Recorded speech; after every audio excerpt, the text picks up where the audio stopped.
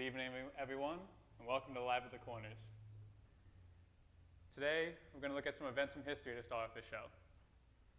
So, in 1803, the Louisiana Purchase was ratified by the U.S. Senate. The U.S. gained the right to 828,000 square miles of land, primarily owned by Native Americans. In 1924, the Kansas City Monarchs won the first Negro League World Series, the first major league franchise to bring a championship to Kansas City. In 1951, during a college football game between Drake University and Oklahoma A&M College, star Drake Bulldogs quarterback Johnny Bright was violently targeted by white players on the opposing team, an event captured on camera known as the Johnny Bright incident. In 1955, Harry Belafonte recorded his hit song, Day-O, which peaked at number 5 on the Billboard music chart. In 1963, Jim Brown set the single-season NFL rushing record with 1,863 yards. Also in 1963, the South African apartheid government began the trial of Nelson Mandela on charges of conspiracy. In 1968, Jim Hines led the U.S. men's 4x100 meter relay team to win gold with a record-setting time. This marked the third time that an all-black winners podium happened in Olympic history. In 1979, John Tate defeated Jerry Coates for the world heavyweight title of the world. In 1998, Richard Pryor was awarded the first ever Mark Twain Prize for American Humor. And in 2017, Laquan McDonald was shot and killed in Chicago by Officer Jason Van Dyke for jaywalking. Good evening, everyone. My name is Richard Boylan, along with my co-host. Hello, I'm Natalie Gray. We'll be leading you through tonight's topic, the history of oppression. Tonight, not only will we be looking at the history of oppression against marginalized groups in the U.S., we'll also be looking to highlight some achievements of people of color in the U.S. history. As I mentioned last week, the youth group had an upcoming trip to Ghana that was postponed till next year.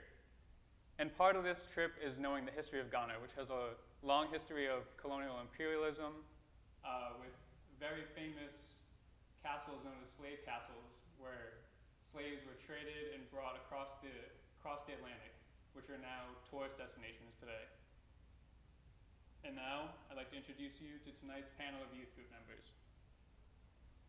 Shelby, would you like to start us off with your name, grade, and a fun fact about yourself? Hi, my name is Shelby Boylan. I'm in 9th grade and I go to West Point High School, and a fun fact about me is that my favorite holiday is Christmas. Hi, I'm Marissa Pansera. I'm in 9th grade at West Point High. My fun fact is my favorite color is purple. My name is Stephen Smith. I'm in 11th grade and I like woodworking. All right, thank you guys.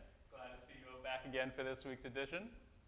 So this week we're going to do a little different. It's going to be more of trivia based. So we'll have 3 rounds, each focusing on a different marginalized group in the U.S. So Natalie and I will take turns asking you guys questions. Everyone will provide what they think their answer is, and then we'll give you the answer. And at the end of the round, we kind of discuss what surprises the most. And yeah, so honestly, yeah. So Natalie, if you want to start with the first question. All right, welcome to trivia. Okay, so by 1860, how many African Americans were living in slavery in the U.S.? How many do you think? Nope. Here's a big hint. It's a lot. There you go. A couple million. Yeah. Okay. And it's just a guess, so we'll give you the answer after. Maybe like 200,000. Okay. Tegan, what do you think? I have to go with Marissa's answer. All right. Well, it is 4 million, or roughly 89% of the African American population of the country. It's a big number. All right, question 2. From 1882 to 1990, how many recorded lynchings of African Americans were there in the U.S.? Sorry, can you repeat the question? Yes. From 1882 to 1990, how many recorded lynchings of African Americans were there in the U.S.? Define lynching. It's when someone's hanged. Oh, great.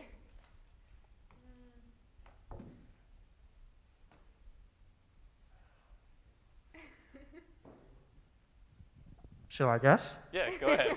We got our guest panelist, Michael Walton. Oh, hello, everyone. I'm Michael Walton. I'm in the, we won't say which grade.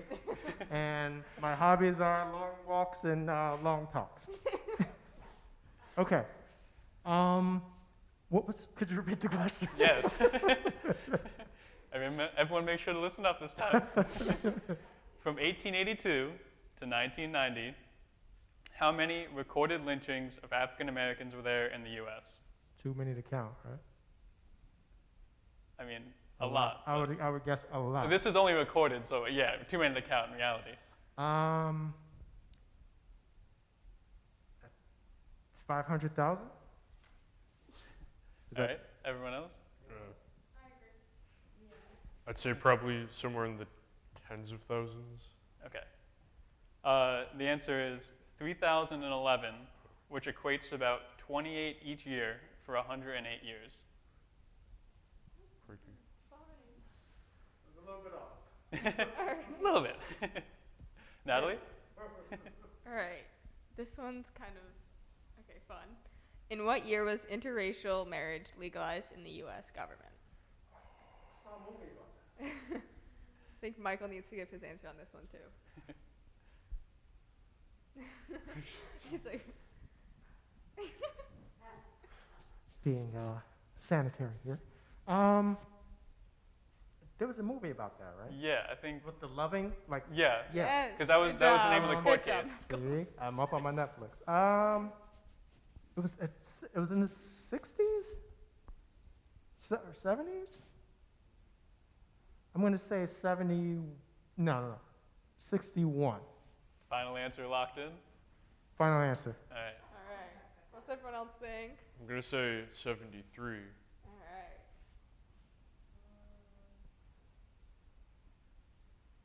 65. 76. All right. It was 1968. Yeah. Wait.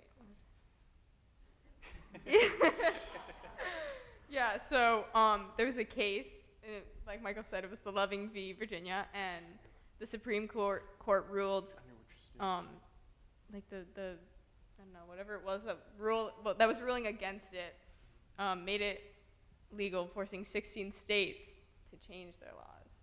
So it wasn't like fully. Yeah, which is amazing. Some states allowed it, Yeah. but there was almost a quarter of the U.S. that didn't at that point. So Yeah. for that, we'll move on to our fourth and final question of this round. What was the first U.S. war in which black and white troops were not formally segregated?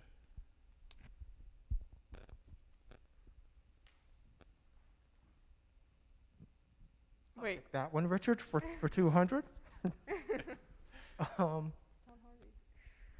The Iraq War? Okay. What else? Any other answers? Wait, it was what war? What war? I'm going to guess Korea. I don't know what wars we went to. Vietnam. Shelby, what do you think? Pass? All right. Marissa got it right. It was Vietnam. Oh, okay. So Tegan, you were close. So post World War II in 1948, President Truman signed an act that formally desegregated the Army. The last black-only unit wasn't actually abolished until 1953, the year that the Korean War ended. Huh. So it took over 5 years for it to actually be completely desegregated after the act was signed. So before we move on to our next round, let's take a moment to kind of talk about the facts here and what surprised you the most, which ones you were happy you got right.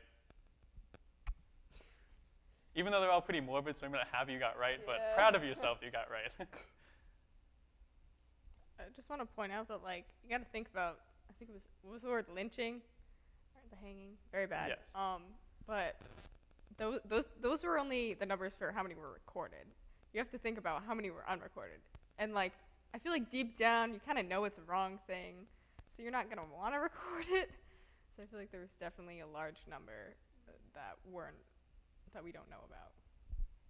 Yeah, and the statistics only went till 1990, so Yeah. I mean, even though I'm sure it is less common today, I'm sure in the past 30 years that number has increased.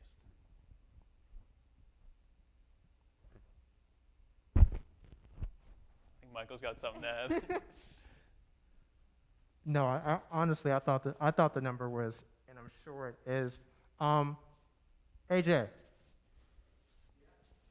can you hear me?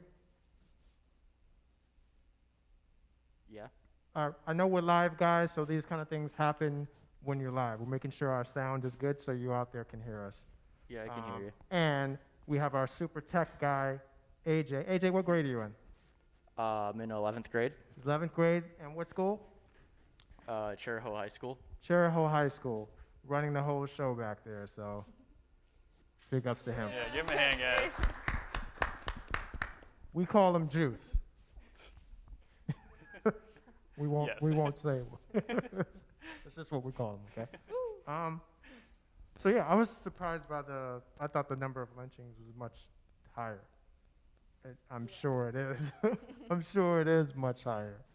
And yeah, I mean, all these things are, it's just crazy to think that, you know, it went down, you know? And yeah, so it's all disturbing and pretty shocking to me.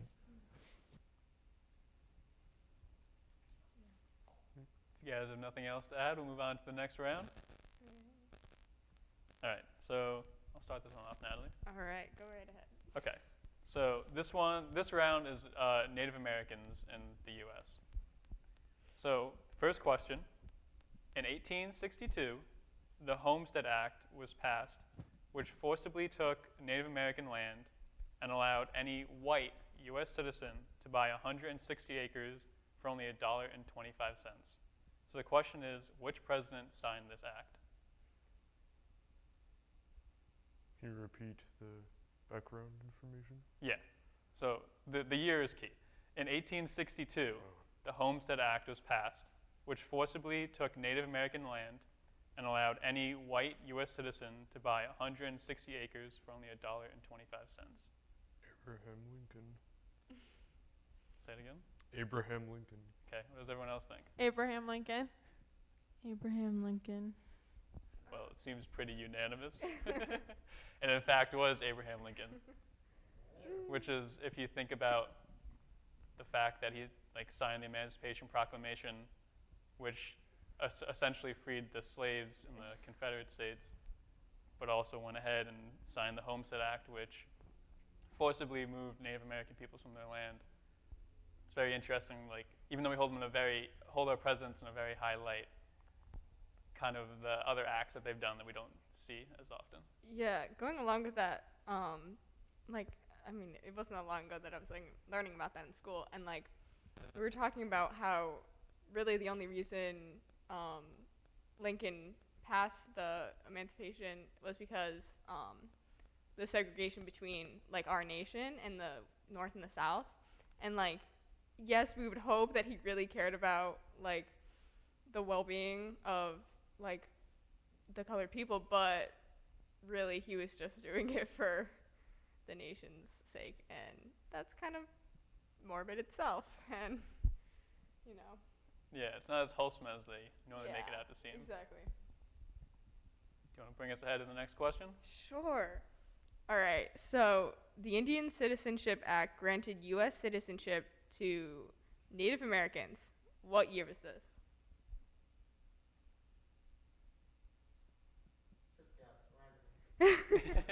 Yeah, it's You guys don't actually win anything, so surprise, you're not winning anything, so just guess. 1776. That's okay. Shelby Boylan. You look like you had something, Shelby. Throw it Yeah. out there. The Indian Citizenship Act granted U.S. citizenship to Native Americans. What year was this? 1845. Okay. Tegan?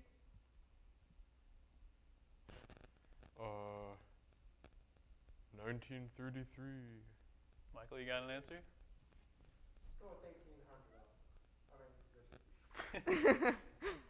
All right. Tegan was really close.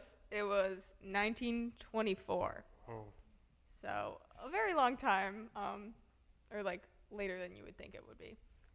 It was 56 years after the Fourth Amendment, which granted citizenship to African Americans. So All right. For our next one, true or false? So 50-50 chance here. I believe in all of you. hold on, I got one more for the Native Americans. I do too. Oh, I was like, I thought you were moving on. Okay, go No, on. I'll let you know. All right. All right, so true or false? In the Declaration of Independence, Native Americans are referred to as merciless Indian savages. True. True. False.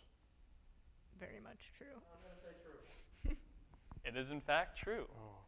Oh. The whole quote the entire quote says, they are merciless Indian savages whose known rule of warfare is an undistinguished destruction of all ages, sexes, and conditions. So definitely not a favorable light at all. Yeah, no. Do you want to bring us home for our last question of this round, All Natalie? right, last question. Within a century of Columbus's arrival in 1492, approximately how many indigenous people in the Americas died? At least 90%. All right. Anyone else? One more time for the question. All right.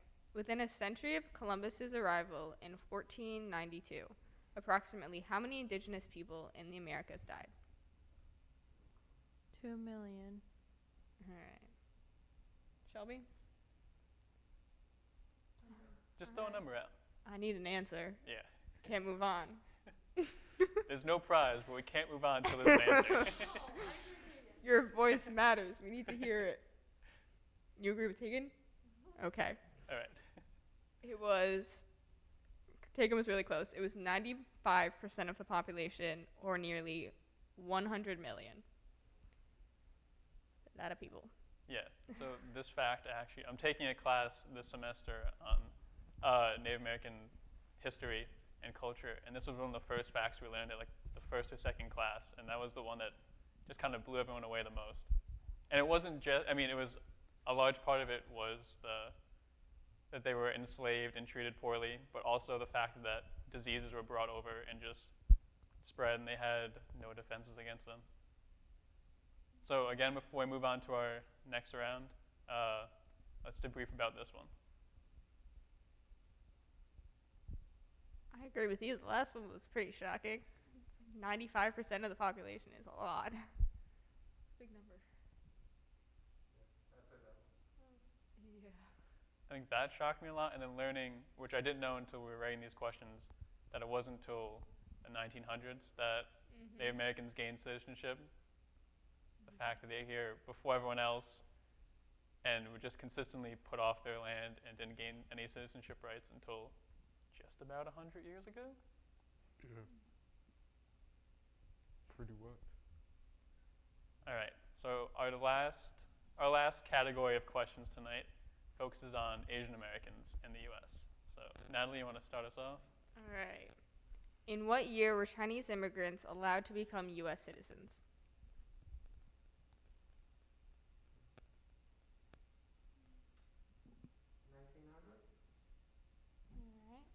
1936. I'm going to say 1933. 1882. All right. We're all pretty, similar. All right. It was 1943, which, in my opinion, is too late. But it was after the 1882 Chinese Exclusion Act, which prevented immigrants from China arriving into the U.S. for 61 years. It's a long time. Like, imagine if you had family and then it's like, now you can't see them for 61 years. It's a long time. Yeah, it definitely is. All right. This one's around the same time period, too. From 1942 to 1945, during the course of World War II, the U.S. government placed Japanese Americans in internment camps. How many Japanese Americans were placed in these camps?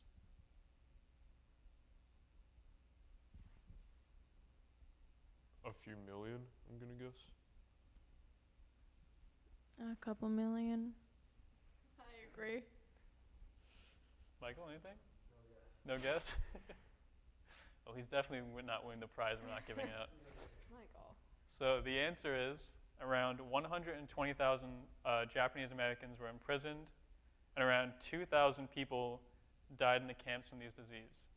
And in researching these questions, I found out that a few years later, there was a Supreme Court case challenging this, and the Supreme Court held it up as a constitutional act. Wow. Yeah.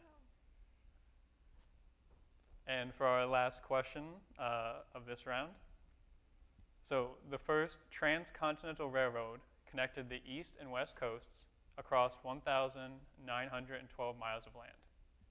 What percentage of workers that built the railroad were Chinese immigrants? 75%. 82%. 60%.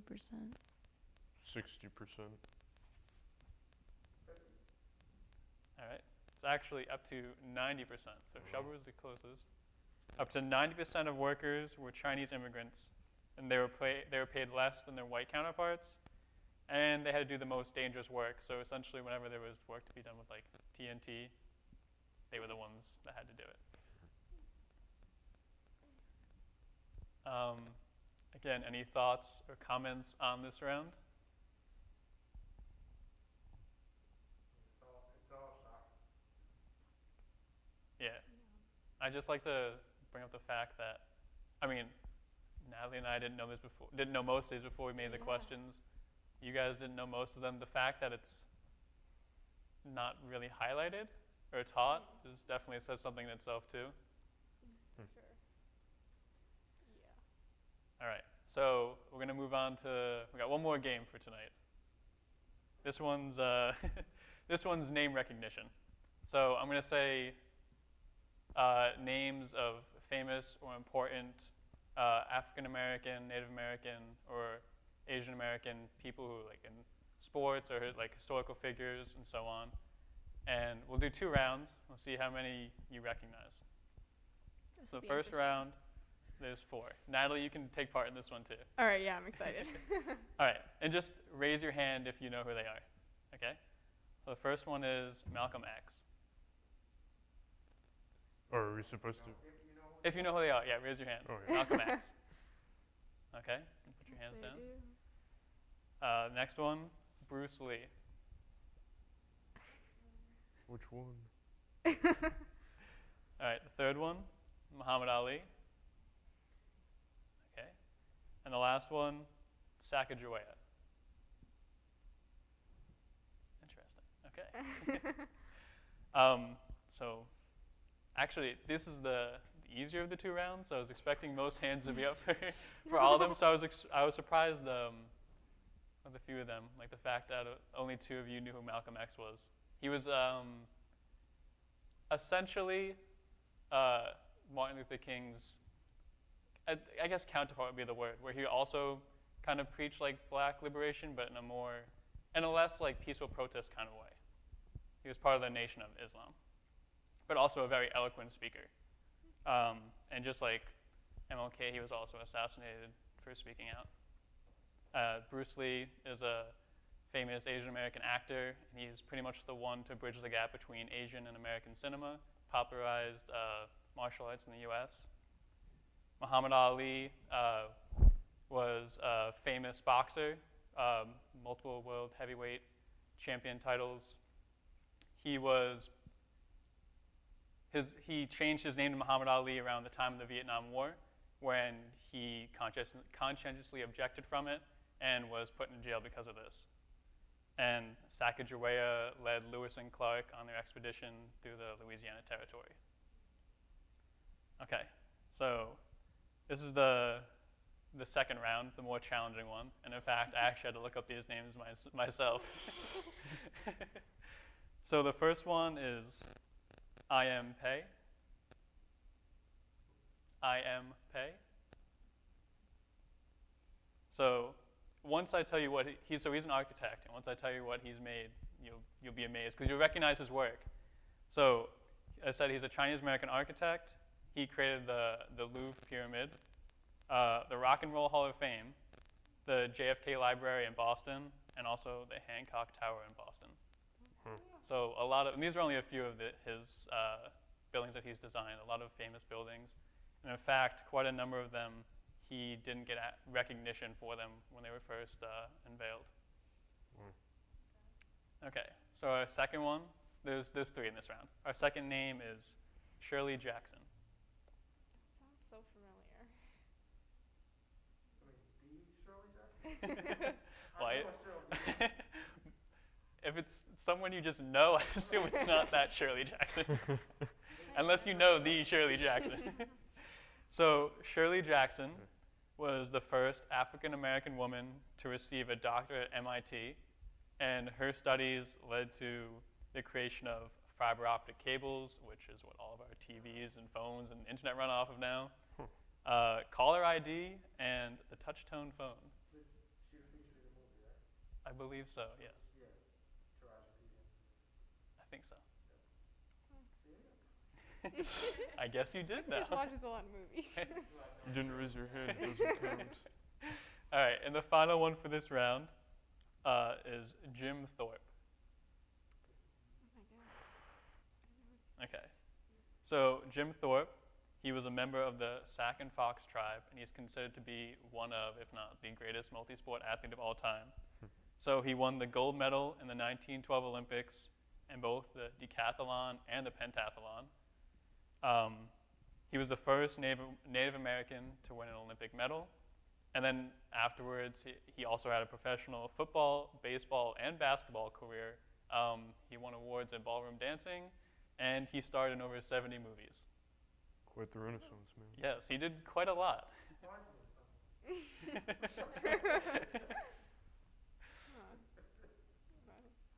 So that's the end of our games for tonight. So if anyone has any final comments? Everyone a final comment. Yeah. Even if it's just goodbye. We'll start off down the line. Natalie? Right.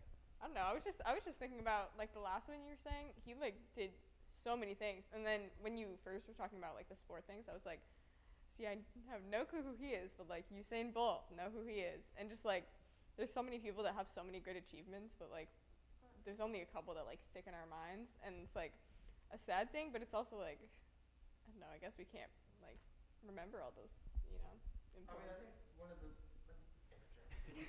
Give him a microphone. Thank you. So one of the cool things about history is even if you don't like know the name of someone, like the person that you do know kind of comes from the line of that person that you don't know. So it's almost like paying homage to that person, you know? So the fact that you know Usain Bolt, who couldn't be possible without someone like Jim Thorpe, kind of pays homage to Jim Thorpe. Mm-hmm.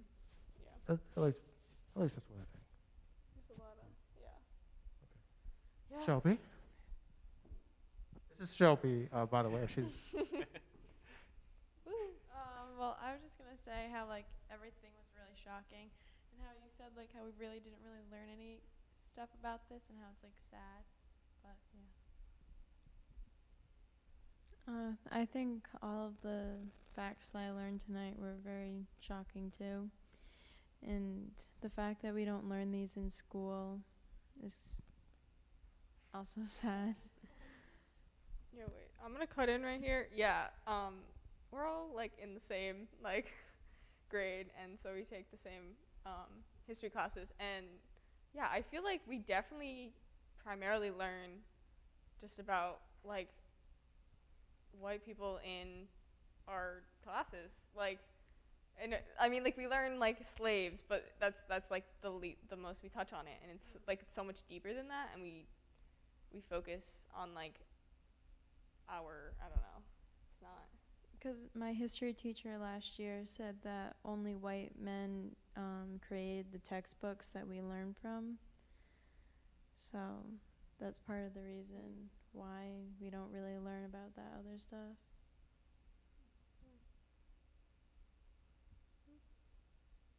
I'm just gonna say good evening. A man of very few words taken. I like it. All right. I just honestly, in like writing these questions, I didn't know most of them. As I said, I didn't know most of them until I was writing them. I did quite a lot of research going into them and like rabbit holes into other things. And it was just amazing how many different facts and statistics I came up with that A, I didn't know, and B, that just the fact that some of these numbers are true and we just never address them is kind of amazing. So I guess with that, we'll move on to Wayne for our closing prayer. And before that, I'll say, so this lesson, not lesson, what do we call it? Our episode today about history. So we kind of have, I don't know if you, I'm sorry, I was out. I don't know if you guys touched on it when you did the, what do you call that? The cold open? Yeah, the cold open. Yeah, Good name, Rich. that. So our group was scheduled to go to Ghana over the summer. Did we touched about that? Yeah. Okay. You can elaborate. So yeah, so we, and I feel like there's a ton of history that we're looking to learn. This group is, and we know we don't know it all, but we're looking to be educated and have healthy discussions around these things. So we welcome, feedback. We're, as a group, this is generally, we talk a little more casually, but this is kind of how we meet. So you're getting like a firsthand view of just the vibe of our group. So it's, it's not super heavy, but I know the subject matter is, and we take that very seriously. But at the same time, we're being ourselves and letting our personalities shine through a little bit, especially Shelby. Yes. And so, all right, Juice, we're gonna wrap it up in a little bit, and here's.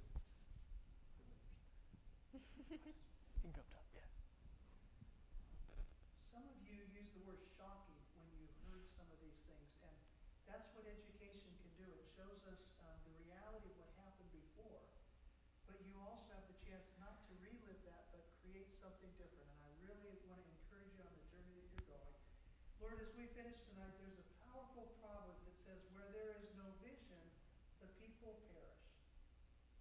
And the opposite of that would be that where there is a vision of a better world, a world where all people are welcomed and treated justly, where things like lynchings and slavery and segregation are put away so that we can have a world of righteousness and justice, that's a good place to live. Bless our young friends as they're on that journey. Help them not only to learn, but to set patterns for new ways of living. We pray this in your holy name. Amen. Amen. Hey, Juice, leave us running. Leave us running. I got. This is called the after show. So we want to explain. Let's explain what the set is, right? Yes. So who wants to? Yes, Michael. There you go, Natalie. All right, hold on. So, all right, we have some plants because we're very earthy crunchy. We have. Let me play you a tune. What's the piano for? Well, Tegan plays the piano. No. No, I don't. Who plays the piano? Shoot. Richie, would you play us something, please? Oh, I gotta turn it on. All right, Right. hold on. It's off. It's a lot of Tegan, lift the preparation. plant for me. Yep, Thank we you. got our other plant. Oh. Bro, you're good. Guess Richie You're doesn't so have to good. play I don't have anything. to touch it. I can play. You're good. All right. All right. What else? And then Who's this guy? that, Bungalow. what's his name? Fluffy? Come on. Bungalow. Let's tell them about this guy. Bungalow Tripsy. We got her from our trip to Dave and Buster's. So youth group did a trip to Dave and Buster's, and Yeah. someone won this? Yeah. I think we spent all of our tickets combined on it. Yeah. Okay. Yeah, we do a lot of like events and everything. We just like group activities, because like getting to know each other is kind of important. You know, we gotta get. Just kidding. I can't touch you. Yeah, just kind of important. Cool. So this guy is really special. We gotta Really let's special. pick him up and tell him about. This is. I forgot what this one's name is. Rich, you got. I think that one is Dave, but it's definitely a minion. Ooh, Yeah, it's it's a a minion. minion. All right, that's what matters. I think Michael should. And why is he important? Why is he important, Rich? So, I'll address the cake. The minion was given to us by one of our former youth group leaders, Pat, who passed away a few years ago. But that way, she gave us the minion so that she was with us even when she couldn't be with us. Yeah, so definitely holds a special meaning to us. And hey, this is Juice, everybody. AJ. This is Juice. So Richie's in school at Boston University. He's a film major. And so he and Juice have been running the board upstairs. You don't get to see Juice often, but here's Juice. So this is a special moment. Take it in. Take it in. Yep. Okay. All right, now get out of here. Get back up there. We got to wrap this up. Shelby said we have party decorations because we like to celebrate. I'm not sure what we celebrate, but But we do. We celebrate, we celebrate yeah, everything. Exactly, like, Tegan. you know, Tegan got an A on his math test. Woo! No, I didn't. I got an F. Tegan got an F on his math test. Even better. I don't know. We do number grids, so. Yep. Happy Kind of birthday, the Marissa. equivalent. Next week. All right, Juice, wrap us up. Bye. Thank you. We will see you all next week, 6 o'clock. Follow us on our the socials. dot. Follow us, smash the like button, Yeah. or not the just Drop a smash the like comment button. below. Just Yes. the like button. Subscribe to our channel. Make We'll sure see you next share with week. your friends.